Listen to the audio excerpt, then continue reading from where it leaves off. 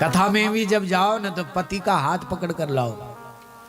ऐसे नहीं कि पति को बोलो जा तू पैसा कमा और मैं जाती कथा में।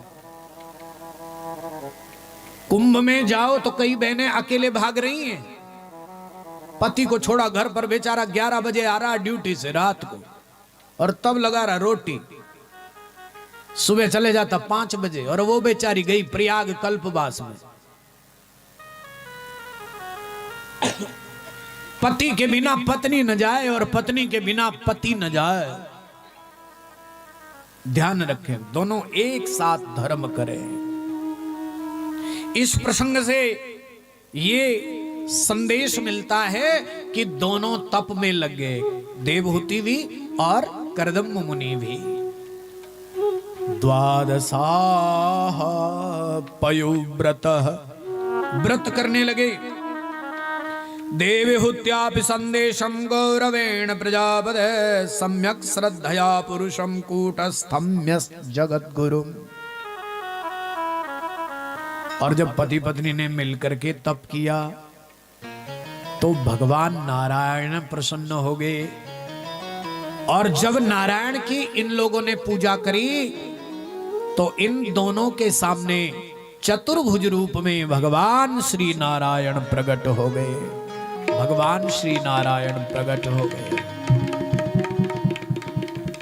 दोनों पति पत्नी ने भगवान को देखा, आनंदित हो गए, दोनों गदगद हो गए।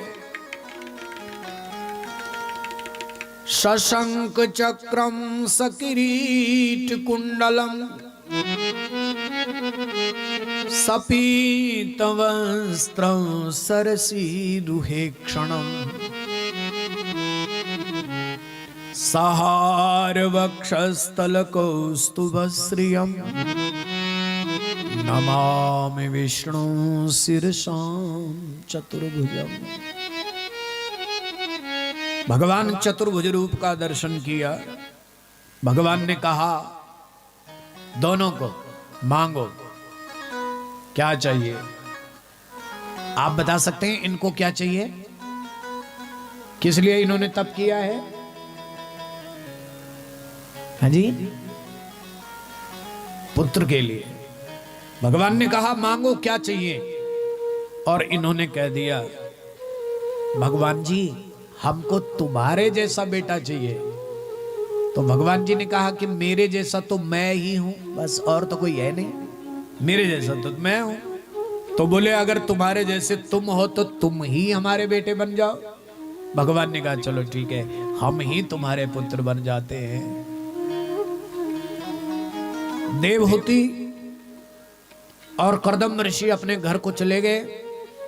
कुछ समय बाद भगवान तो प्रकट होते हैं, और तब भगवान कपिल बन करके इस देवहूति मां के घर में प्रकट हो गए। बोलिए कपिल भगवान की, कपिल भगवान की, कपिल भगवान की। कपिल भगवान प्रकट हो गए और पति ने कहा देवी अब जाऊं मैं क्या? पत्नी ने कहा आप चले जाओ। देखो पहले रोकती थी कि मेरा बेटा हो जाए तो जाना, और अब कह रही चले जाओ। हम लोग भी बड़े स्वार्थी है कि नहीं? जब मायके में थे तब क्या बोलते थे? मेरे पिताजी पिताजी, पापा पापा पापा बोलते थे ना। और ससुराल में आए पत्ती पत्ती पत्ती पत्ती पत्ती, कुछ दिन पत्ती पत्ती पत्ती, और जब बेटा हो जाए तो बेटा बेटा बेटा, और पोता हो जाए तो,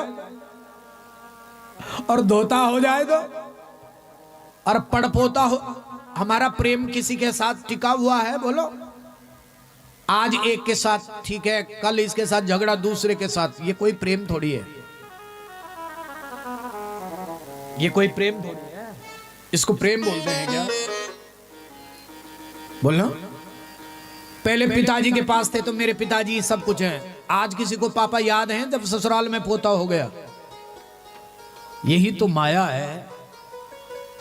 मेरे पोता पोता पड़पोता ये सब याद करने लगे। देवहूति ने कहा अब चले जाओ। और कपिल भगवान जी ने अपनी मां को समझाया, हे मां, यदि तेरा प्रेम है, कल तो मेरा भी बेटा होगा, तो तेरा प्रेम तो मुझसे भी हट जाएगा, और कल मेरे बेटे का बेटा होगा तो तेरा प्रेम उससे भी हट जाएगा। अर्थात हे मैया, तू अपने प्रेम को स्थिर क्यों नहीं करती? तो बोले वो प्रेम कैसा स्थिर होगा?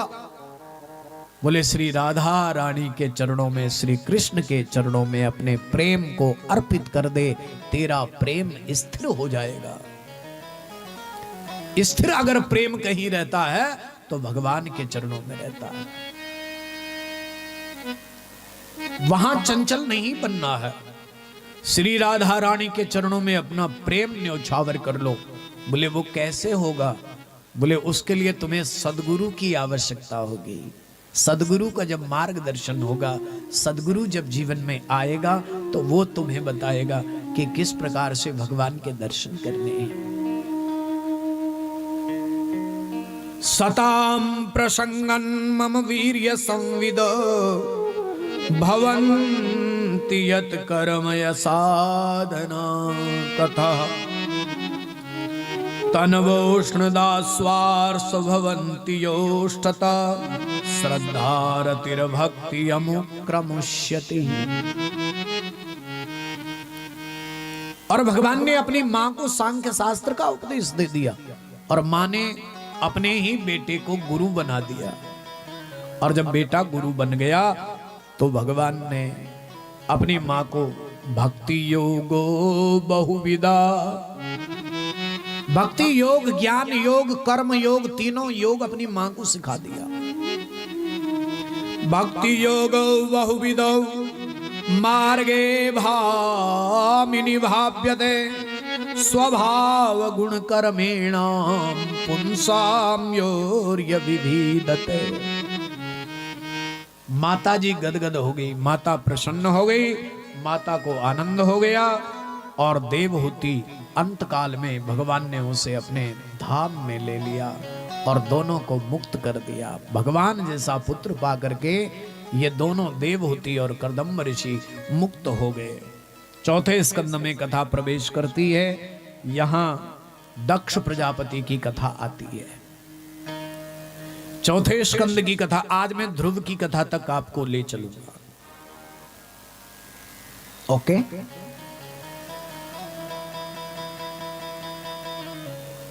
दक्ष का मतलब होता है, क्या होता है?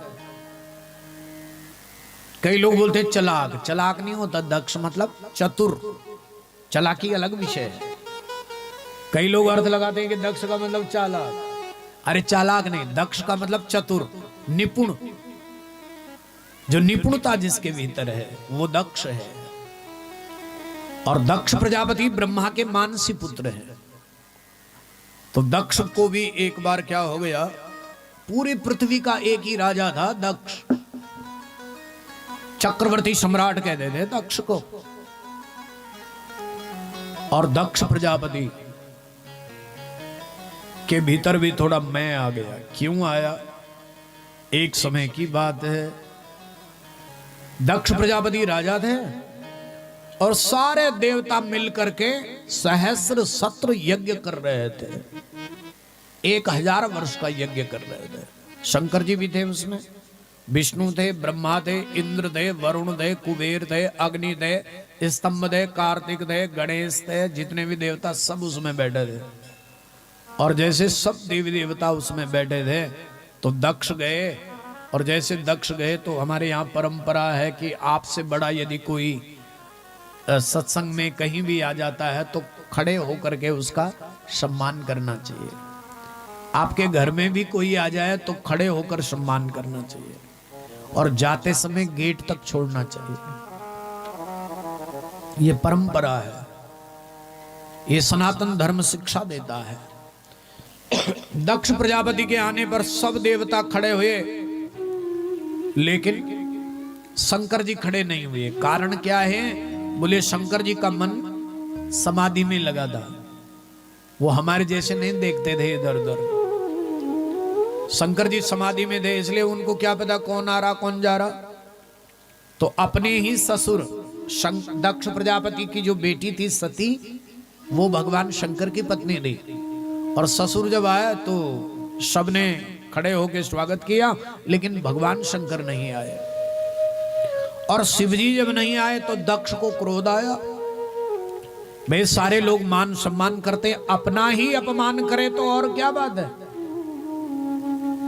भगवान शंकर ने अपने ससुर को देखा नहीं, और तब भगवान शंकर को दक्ष प्रजापति ने श्राप दे दिया। उस जमाने में श्राप की बड़ी परंपरा थी कि मैं तुझे श्राप देता हूं कि आज के बाद यज्ञ में तुम्हारा भाग न होगा।